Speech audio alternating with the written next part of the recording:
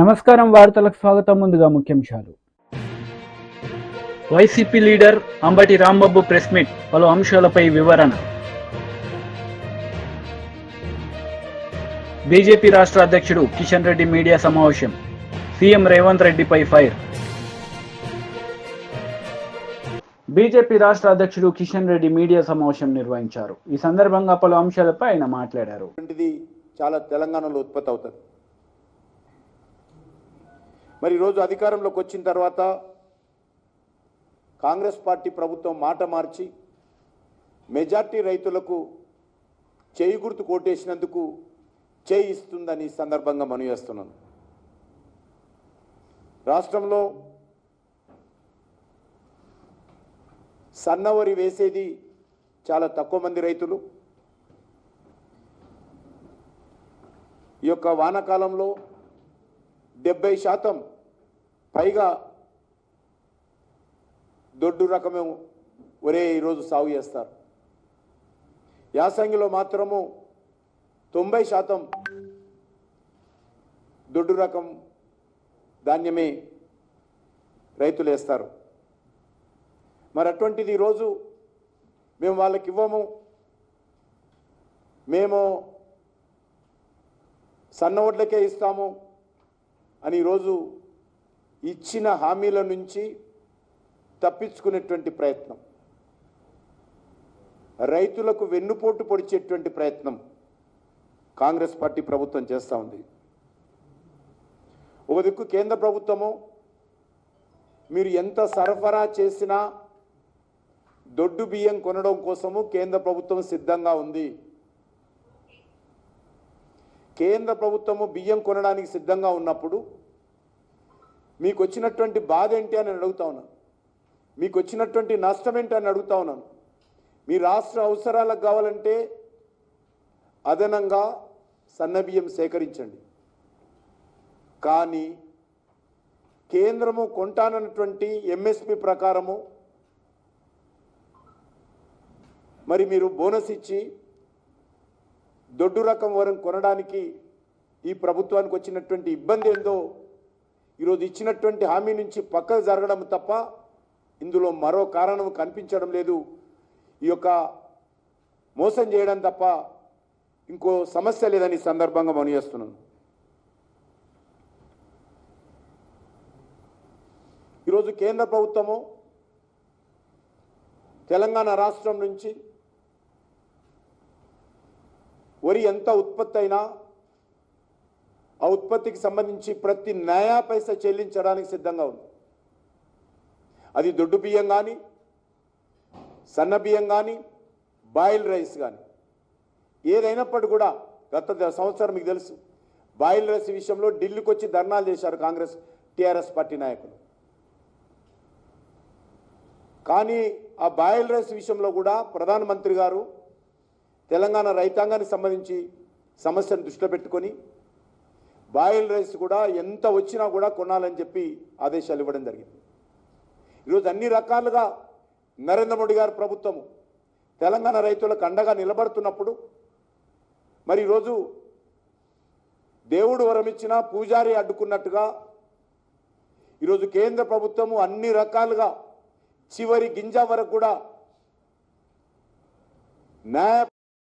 విద్యాశాఖ మంత్రి బొత్స సత్యనారాయణ మీడియా సమావేశం నిర్వహించారు. ఈ సందర్భంగా పలు అంశాలపై ఆయన మాట్లాడారు. వెంటనే కూర్చోబెట్టి పిలిచి ఇచ్చి ఆడి ఖాతాలు రాస్తాడు. ఎందుకు ఓడటానికి టెన్షన్ వస్తుంది కాబట్టి. అది వాళ్ళ ఊర్లో ఉన్న గౌరవం. వృద్ధుడికి కానీ, వికలాంగుడికి కానీ, మహిళకి కానీ, వితంతువుకి కానీ అందరికీ ఇందుకు టైం బౌండ్ గా అలాగే వస్తుందనే నమ్మకంతో వాళ్ళ దాంతో వాళ్ళ విలువ ఎంత పెరిగింది గ్రామాల్లో, ఆ కుటుంబంలో కానీ.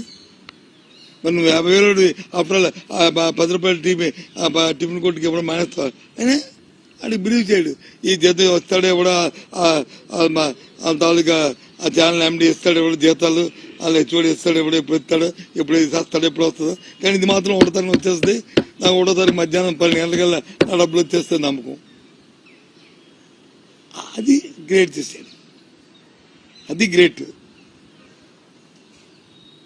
ఇంతేకాకుండా ఇవాళ ఇండియాలో దేశంలో ఏదైనా ఒక విషయాన్ని క్షేత్రస్థాయికి తీసుకెళ్ళిన ఆంధ్రప్రదేశ్లో వెళ్తున్నంత డెలివరీ సిస్టమ్ ఇండియా లెక్కలు లేదు. మన సచివాలయం వాలంటరీ వ్యవస్థ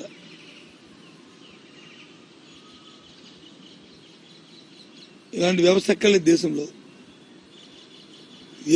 నీకు ఏ వెరిఫికేషన్ కావాలన్నా, ఏ క్యాల్కులేషన్ కావాలన్నా, లేదు ఏదైనా ప్రజలకు తెలివి చెప్పాలన్నా, లేదా ప్రజలకు వచ్చి ఏదైనా వాళ్ళతో చేయించాలన్నా ఎంత వ్యవస్థ ఎక్కడ ఉంది? ఉదాహరణ మనం అది చూసాం కదా, ఇది కరోనా వచ్చినప్పుడు, మన ఆరోగ్య సురక్ష జరిగినప్పుడు అంత పెద్ద ఎత్తున జరిగింది. ఏ రకంగా ఇప్పుడు మన దగ్గర మొత్తం గ్రామాల్లో అందరి తాలూకా ప్రొఫైల్, మెడికల్ ప్రొఫైల్ మన దగ్గర ఉంది. ఎవరికి ఏ జబ్బు ఉందో, జ్వరం ఉందో, బీపీ ఉందో, షుగర్ ఉందా అని ఎప్పుడైనా అలాంటి డేటాను కలెక్ట్ చేయగలుగుతామా? ఆ డేటాను బట్టి మందులు ఇచ్చారా? ఇవాళ అందరూ రాసిస్తున్నాం. ఇది యూనిక్, ఇది కొత్త సిస్టమ్, కొత్తదనం. ఇది ప్రజలు కోరుకుంటారు. ప్రజలకు ఏం కావాలి? ప్రజలు ఎప్పుడు ఏం కోరుకుంటారంటే, నాకు అదే నా పరిస్థితులు బాగలేవు, నాకు ప్రభుత్వం నాకు తోడ్పాటు ఉండాలా అని కోరుకున్నప్పుడు ప్రభుత్వం వచ్చి అడిగే చూడాలి. అది ప్రభుత్వంతో బాధ్యత. సమాజంలో ఎవరైతే అట్టడుగు వర్గాలు ఉన్నాయో, ఎవరైతే ప్రభుత్వం ఆధారపడి బతుకుతున్న వారు ఎవరైతే ఉన్నారో వాళ్ళ కోసం ప్రభుత్వాలు ఆలోచన చేయాలి. అది మన జగన్మోహన్ రెడ్డి గారు ఈ 5 సంవత్సరాలు చేసింది. అందుకు జగన్మోహన్ రెడ్డి ఏమన్నా అలాంటప్పుడు ఎందుకు అతను వదులుకుంటారు చెప్పండి? అది మా తాలూకా కాన్ఫిడెన్స్. టీడీపీ లీడర్ మీడియా సమావేశం నిర్వహించారు. ఈ సందర్భంగా పలు అంశాలపై ఆయన మాట్లాడారు. చంద్రబాబు నాయుడు గారు అమెరికా వెళ్ళాడా, ఇటలీ వెళ్ళాడా, యూరప్ కంట్రీస్కి వెళ్ళాడా? మీకు అవసరమా? ఎన్హెచ్సి సెక్యూరిటీలో ఉండే వ్యక్తి, ఆయనకి సెక్యూరిటీ రీజన్స్ కారణంగా అన్ని విషయాలు కూడా బయటికి చెప్పరు. మీకు చెప్పాలా? మీరు ఒక పనికిమాలిన బ్యాచ్, ఒక మాఫియా బ్యాచ్, మీకు మేము వివరాలు చెప్పాలా ఎక్కడికి వెళ్తుంది? పోనీ చంద్రబాబు నాయుడు గారు కోర్టు ఏమైనా ఆంక్షలు ఉన్నాయా నీకున్నట్టు? నువ్వు వెళ్ళాలంటే, విదేశాలకు వెళ్ళాలంటే కోర్టు పర్మిషన్ తీసుకోవాలి. నీకు కేసుల్లో 13 సిబిఐ కేసుల్లో ఛార్జ్ షీట్లు ఎదుర్కొంటున్నావు, 7 ఈడీ కేసుల్లో ఛార్జ్ షీట్లు ఎదుర్కొంటా ఉన్నావు. నీ ఆస్తులు చాలా వరకు ఈడీ జప్తు చేసి ఉంది. నీ పాస్పోర్ట్ సీజ్ అయి ఉంది. నువ్వు విదేశ పర్యటనకు వెళ్ళాలంటే, విదేశాలకు వెళ్ళాలంటే కోర్టులో పిటిషన్ వేసి పర్మిషన్ తీసుకొని వెళ్ళాలి. చంద్రబాబు నాయుడు గారికి ఆ అవసరం లేదే. ఆయన పాస్పోర్ట్ సీజ్ అయ్యలేదు. ఆయన మీద ఛార్జ్ షీట్లు ఫైల్ చేయాలని చూసినా కూడా కోర్టు వాటిని నిరాకరించింది. ఛార్జ్ షీట్లు ఫైల్ అవ్వలేదు ఆయన మీద. నువ్వు పెట్టిన పనికిమాలిన కేసులు ఏది కూడా ఛార్జ్ షీట్లు ఫైల్ అవ్వాలా? ఆయన కోర్టు పర్మిషన్ తీసుకోవాలని ఎక్కడ కూడా, ఆయన బెయిల్ మీద బెయిల్ ఆర్డర్లో ఎక్కడ కూడా బయటికి వెళ్ళాలంటే కోర్టు పర్మిషన్ తీసుకోవాలని కూడా లేదు. ఇంక నీకెందుకు? అవిశ్రాంతంగా పనిచేస్తాడు చంద్రబాబు నాయుడు గారు, ఆయన ఫ్యామిలీ. ప్రతి సంవత్సరం విదేశీ పర్యటనలకు వెళ్ళడం అలవాటు. అదేవిధంగా ఈ సంవత్సరం కూడా వెళ్ళారు. నువ్వు చెప్పాలి. నువ్వు వెళ్ళావు లండను, నువ్వు కోర్టు లండన్ వెళ్ళటానికని చెప్పి నువ్వు ఎక్కినటువంటి విమానం ఆమ్స్టర్డామ్లో ల్యాండ్ అయింది. దీనికి నువ్వు వివరణ ఇచ్చుకోవాలి. నువ్వు నేరస్తుడివి, నువ్వు వివరణ ఇవ్వాలి. నువ్వు చెప్పిన కాడికి వెళ్లాల్సిన అవసరం నీకుంది, లేకపోతే క్రైమ్ అది. చంద్రబాబు నాయుడు గారు చెప్పి వెళ్లాల్సిన అవసరం లేదు. నువ్వు ఎక్కడికి వెళ్తున్నావో కోర్టులో పిటిషన్ ఫైల్ చేసి, నేను పలానా చోటకి పలానా కారణం మీద పలానా పని మీద వెళ్తున్నానని చెప్పి నువ్వు అడిగి వెళ్ళాలి. నువ్వు దాన్ని తప్పితే నువ్వు వైలేషన్, అది నువ్వు వివరణ ఇవ్వాలి. రేపు వచ్చినాక నువ్వు నీకు పత్రిక ఉంది కదా, ఛానల్ ఉంది కదా అని చెప్పి అడ్డగోలు రాతలన్నీ రాపిచ్చి ఏదో చంద్రబాబు నాయుడు గారి మీద ఒక మచ్చయాలని చూస్తూ ఉన్నావు. నీకులాగా లక్షల కోట్లు ఆయన దగ్గర నల్లధనం లేదు. ₹1 నువ్వు పెట్టిన పనికిమాలిన కేసులు ఎక్కడ కూడా ₹1 కూడా నువ్వు నిరూపణ చేయలేవు, జరగవు. ఎందుకంటే ఆయన మచ్చలేని చంద్రుడు. ఆయన ఏ అవినీతి ఆయనకు అంటదో, నువ్వు అంటించలేవు. అంటించడానికి ప్రయత్నం చేసావు. నీ దగ్గర ఉన్నటువంటి తాబేదాన్ని పనికిమాలిన అధికారులు పెట్టుకొని కేసులు పెట్టావు, జైలుకు పంపించి సునకానందం పొందావు. అంతేగాని అంతకుమించి నువ్వేం చేయలేవు.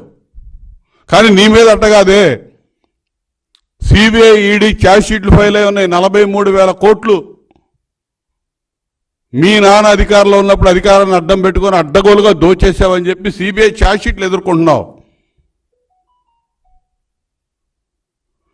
అసలు నువ్వు చెబుతున్నావు సూట్ కేసు కంపెనీలు, షెల్ కంపెనీలు అని. అసలు ఆ పదాలు ఉమ్మడి ఆంధ్రప్రదేశ్ రాష్ట్ర ప్రజలకి పరిచయం చేసిందే నువ్వు. సెల్ కంపెనీలు అంటే, షెల్ కంపెనీలు అంటే తెలియదు ఎవరికి, సూట్ కేసు కంపెనీలు అంటే ఏంటో తెలియదు, క్విట్ ప్రోకో అనే వర్డింగే తెలియదు అసలు ఈ ప్రజలకి. అవన్నీ పరిచయం చేసినటువంటి ఆర్థిక ఉగ్రవాది, ఆర్థిక నేరస్తుడివి నువ్వు జగన్మోహన్ రెడ్డి. కాబట్టి 16 నెలలు జైల్లో ఉన్నావు. నువ్వు ఈరోజు నువ్వెందుకు పారిపోయావు నువ్వు చెప్పాలి. అసలు లండన్ నువ్వెందుకు వెళ్ళావు? గతంలో లండన్ వెళ్ళేటప్పుడు నీ పిల్లలు అక్కడ ఉన్నారు చూడటానికి వెళ్తున్నానని చెప్పేవాడి. ఇవాళ నీ పిల్లలు ఎక్కడికి వచ్చి ఉన్నారు, వాళ్ళని తీసుకొని మళ్ళీ లండన్ వెళ్ళావు. వస్తావా తిరిగి? నువ్వు చెప్పాలి ఏ సంగతి. ఇక్కడ ఎన్నికలైన కాడ నుంచి ఎవడు మాట్లాడలేదు తెలుగుదేశం వాళ్ళు అని చెప్తున్నావు. పోలింగ్ తర్వాత సైలెంట్ అయ్యారని. సిగ్గుండాలి ఆ మాట అంటానికి. పోలింగ్ తర్వాత తేలుగుట్టిన దొంగల్లాగా వ్యవహరిస్తుంది మీరు. జగన్మోహన్ రెడ్డి దగ్గర నుంచి కింద స్థాయి గల్లీ నాయకుడి దాకా పత్తా లేకుండా పోయారు. ఒక్కడు నోరు తెరవట్లా. ఎవరికి ధైర్యం లేదు. చెప్పానండి పలానా నియోజకవర్గంలో నేను గెలుస్తానని ఎవడాన్ని వచ్చి ఇంకా అవాకులు చవాకులు ఆ పనికి మేల 4-5 మంత్రులు, మాజీ మంత్రులు, ఇప్పుడు మంత్రులు ఉన్నవాళ్ళు మాట్లాడుతూ ఉన్నారు తప్ప. YCP leader Ambati Rambabu media సమావేశం నిర్వహించారు. ఈ సందర్భంగా పలు అంశాలపై ఆయన మాట్లాడారు. ఎక్కువగా హింసాత్మక సంఘటనలు జరిగి, ఒక విధంగా చెప్పాలంటే కానీ విని ఎరుగని రీతిలో ఏ రోజు జరగనటువంటి విధంగా, ఏ ఎన్నికల్లోనూ జరిగినంత హింస అక్కడ చోటు చేసుకుంది. ఆ హింస చోటు చేసుకోవడానికి గల కారణాల మీద మేము ఈసీకి అనేక రకాలుగా రిపోర్ట్ చేయడం జరిగింది.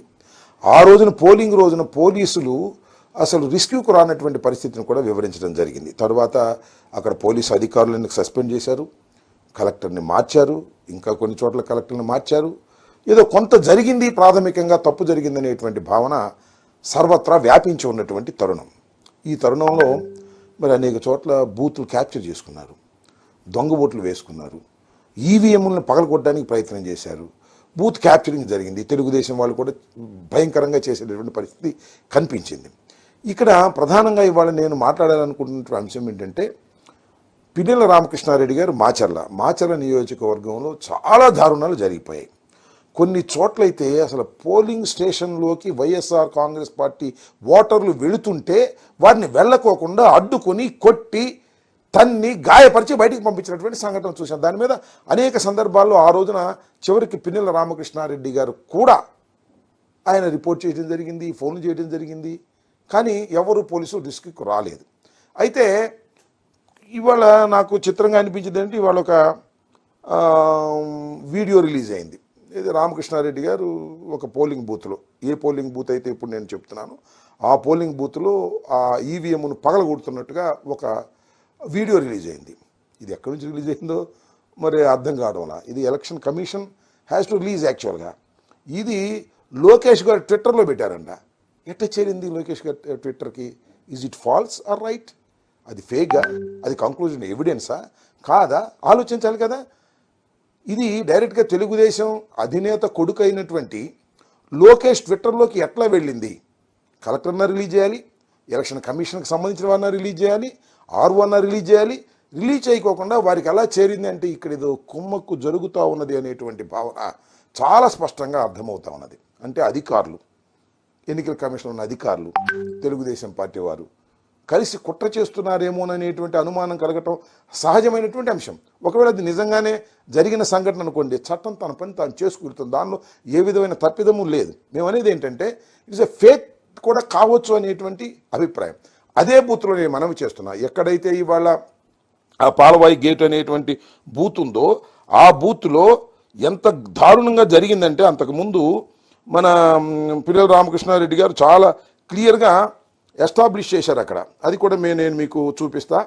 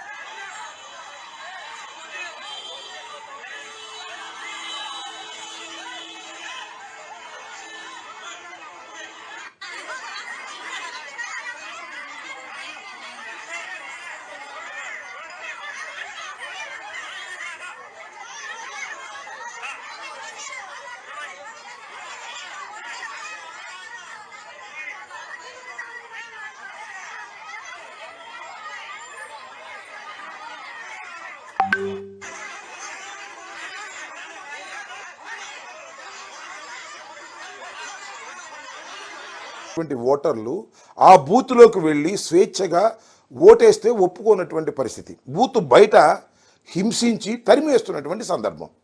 దీని మీద పిన్నెల రామకృష్ణారెడ్డి గారు రిపోర్ట్ చేశారు. But no body is caring that. ఎవరు పట్టించుకునేటువంటి పరిస్థితి. ఏంటి, వాట్ ఇస్ దిస్? ఏం జరుగుతుంది అక్కడ? ఏం జరిగింది అక్కడ? ఏదైనా కుట్రపూరితంగా వైఎస్ఆర్ కాంగ్రెస్ పార్టీకి అనుకూలమైనటువంటి బూతుల దగ్గర బయట గొడవ జరుగుతున్నా కూడా పోలీసులు పట్టించుకోకుండా ఉండేటటువంటి పరిస్థితి వచ్చింది. ఇది వాస్తవమైనటువంటి విషయం. దీని మీద ఏమి తీసుకునేటువంటి పరిస్థితి. నేను ఇంకోటి కూడా ఈ సందర్భంగా నేను మనవి చేస్తున్నా. చాలా నియోజకవర్గాల్లో బూత్ క్యాప్చరింగ్ జరిగాయి. నా కాన్స్టిట్యున్సీలో కూడా బూత్ క్యాప్చరింగ్ జరిగి తెలుగుదేశం వాళ్ళు ఓట్లు వేసుకున్నారు. ఆ వెబ్ క్యామ్లు ఓపెన్ చేయండి అంటే ఓపెన్ చేసినటువంటి సందర్భం లేదు. దాని మీద యాక్షన్ తీసుకున్నటువంటి సందర్భం లేదు.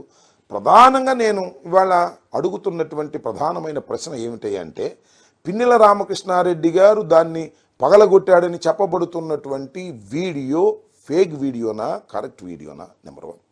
నెంబర్ 2, కరెక్ట్ వీడియో అయితే ఎలా ఎన్నికల కమిషన్ దగ్గరికి రిలీజ్ కాకోకుండా ఎందుకు లోకేష్ దగ్గర రిలీజ్ అయింది, ట్విట్టర్లో ఎందుకు పెట్టాడు, దాని మీద ఎన్నికల కమిషన్ యాక్షన్ తీసుకోవడానికి ప్రయత్నం చేయటం ఏమిటి అనే విషయాలను దయచేసి ఆలోచన చేయవలసినటువంటి అవసరం ఉందని ఈ సందర్భంగా నేను చెప్పదలు. మాజీ మంత్రి కేటీఆర్ మీడియా సమావేశం నిర్వహించారు. ఈ సందర్భంగా పలు అంశాలపై ఆయన మాట్లాడారు.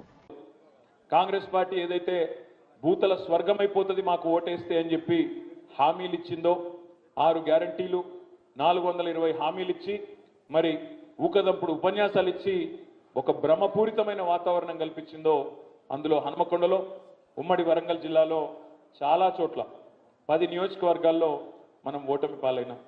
సరే, రాజకీయాల్లో అధికారం ఎవరికి శాశ్వతం కాదు. పర్మనెంట్గా సీట్లో ఎవరు కూర్చోరు. అప్పుడప్పుడు మార్పు కూడా మంచిదే. కానీ ఇప్పుడు ఏ రకమైన మార్పు వచ్చింది తెలంగాణలో అనేది విద్యావంతులైన మీరు, విఘ్నులైన మీరు, విచక్షణతో ఆలోచించే మీరు దయచేసి ఆలోచించాలని చెప్పి నేను కోరుతా ఉన్నా. ఎందుకంటే ఏ సమాజానికైనా విద్యావంతులు, చదువుకున్న వాళ్ళు మీరే టార్చ్ బేరర్స్. ఎందుకంటే సమాజానికి సరైన దిశలో నడిపించుకొని తీసుకుపోయేది మీరే.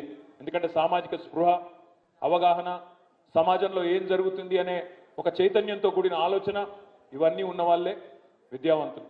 అందుకే నేను మిమ్మల్ని అడుగుతా ఉన్నా. ఇందాక రైతు బిడ్డలు ఎంతమంది అంటే దాదాపు ఈ హాల్లో 70-75% మంది చేతులు లావట్టింది. నేను అడుగుతా ఉన్నా, రైతు బిడ్డలైన మా గ్రాడ్యుయేట్లను ఏం చెప్పినారు? కాంగ్రెస్ పార్టీ ఆనాటి అధ్యక్షులు, ఇప్పటి ముఖ్యమంత్రి రేవంత్ రెడ్డి గారు, కేసీఆర్ గారి ద్వారా ₹1,00,000 రుణమాఫీ జరిగినా మీరు అర్జెంటుగా బ్యాంకుకు పోండి, 2 లక్షలు తెచ్చుకోండి, నేను వస్తున్నా, డిసెంబర్ 9 నాడు సంతకం పెడతా, వెంటనే రుణమాఫీ చేస్తా అని చెప్పి ఊరూరా ఊకదంపుడు ఉపన్యాసాలు ఎన్నిచ్చినాడో మీకు గుర్తుండాలి. ఈరోజు మరి అధికారంలోకి వచ్చి 5 నెలలు దాటిపోయింది, 6వ నెల నడుస్తూ ఉన్నది. డిసెంబర్ 9 రుణమాఫీ అన్నాడు. డిసెంబర్ 9 పోయింది, జనవరి 9 పోయింది, ఫిబ్రవరి 9 పోయింది, మార్చి, ఏప్రిల్, మే 9 కూడా పోయింది.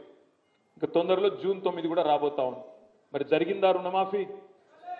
జరిగిందా? కేసీఆర్ 10,000 ఇస్తున్నాడు రైతు బంధు, నేను 15,000 ఇస్తా అన్నాడు రైతు భరోసా. ఒక్కరికన్నా వచ్చిందా రైతు భరోసా? కేసీఆర్ ఇచ్చిన రైతు బంధుకే దిక్కులేదు నిన్న మొన్నటి దాకా. ఈ ముఖ్యమంత్రి వచ్చిన తర్వాత రైతు భరోసా అన్నాడు, 10,000 కాదు 15,000 అన్నాడు. మరి కేసీఆర్ గారు ఉన్నప్పుడేమో ఆనాడు రైతు బంధు వచ్చేది, టైంకి వచ్చేది.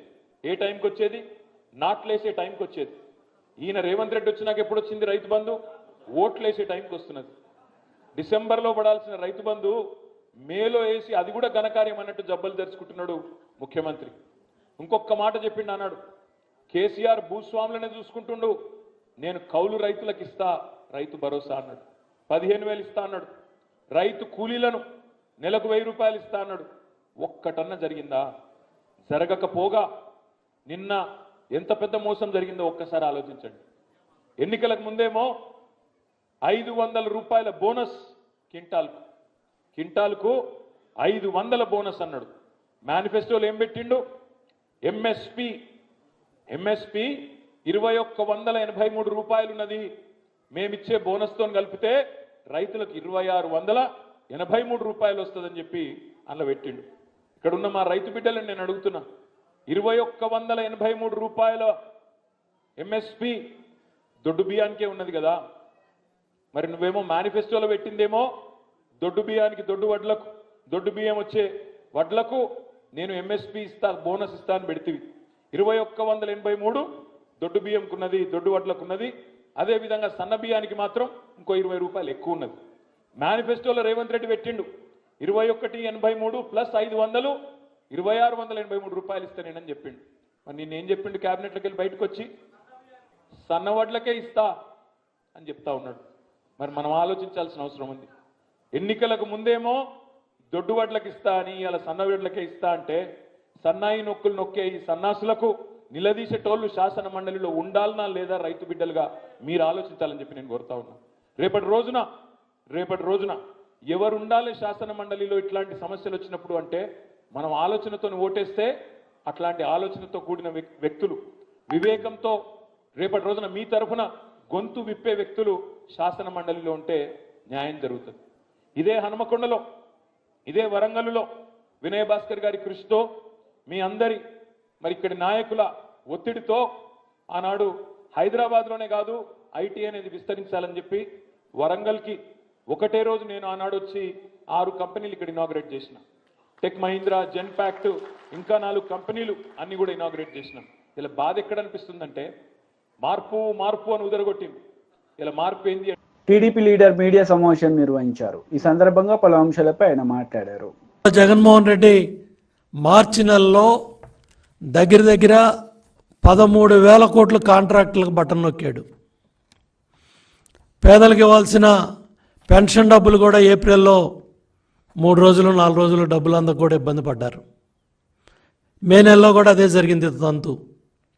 అటువంటిది ఇవాళ మే 17న మీరు నొక్కిన 4,000 కోట్ల బటన్ నొక్కుల్లో 2,000 కోట్లు కాంట్రాక్టర్లకు వెళ్ళాయి.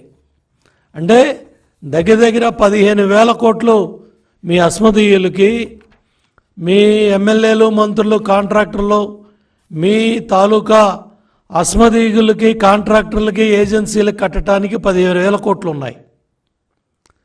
పేదల ఆరోగ్యం ఏదైతే పేద మధ్యతరగతి ఆరోగ్యం హాస్పిటల్స్ కట్టాల్సిన డబ్బులు 1,500 కోట్లకి జగన్మోహన్ రెడ్డి చేతులు రాలా, చీఫ్ సెక్రటరీకి చేతులు రాలా, ప్రభుత్వ సంబంధిత అధికారులకు చేతులు రాలా. దీని పట్ల పేదల ఆరోగ్యం పట్ల మీకు ఏమాత్రం చిత్తశుద్ధి అర్థమవుతూ ఉంది. నాసిరకం మద్యం తాగిచ్చారు. దగ్గర 35 లక్షల మంది అనారోగ్యం పాలయ్యారు.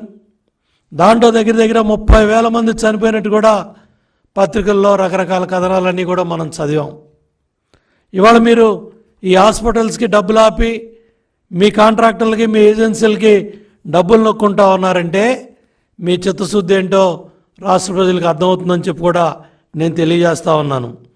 దగ్గర ఎన్టీఆర్ వైద్య సేవ పథకం కింద నిధుల్లో 45% రోగి ఆపరేషన్లకు ఇచ్చేవాళ్ళం, 35% సర్జరీలకి డాక్టర్లకు ప్రోత్సాహంగా ఇచ్చేవాళ్ళం, 20% నిధుల్ని ఖాతాల్లో ఉంచి అవసరాన్ని బట్టి బోధనా ఆసుపత్రులకి ఉపయోగించే పరిస్థితి తెలుగుదేశం ప్రభుత్వ హయాంలో ఆరోగ్యం పట్ల, హెల్త్ డిపార్ట్మెంట్ పట్ల ఎంత శ్రద్ధ పెట్టి ఇవాళ ఆరోగ్యాన్ని, పేద ప్రజల ఆరోగ్యాన్ని కాపాడితే ఇవాళ మీరు అడ్మినిస్ట్రేటివ్ హాస్పిటల్స్ ఏమో 13 అంటారు, మానిటరింగ్ హాస్పిటల్స్ ఏమో 26 అంటారు.